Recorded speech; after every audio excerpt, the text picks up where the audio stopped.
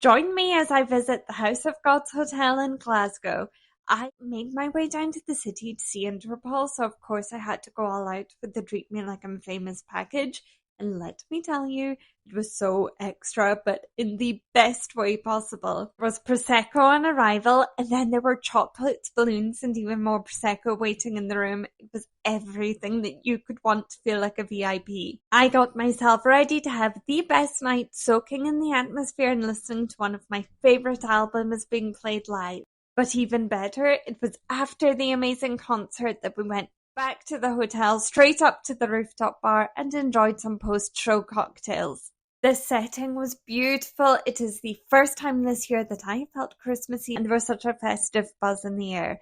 And before calling it a night, well, cherry on top, cookies and milk delivered to my room for the perfect late night treat. It's so cozy, inviting, and it just adds the perfect touch. And the next morning, it was time for a bit of hair of the dog with a mimosa and a strong black coffee. And of course, a full Scotch breakfast to kickstart the day. Just what I needed after an unforgettable night. House of Gods, you've outdone yourselves.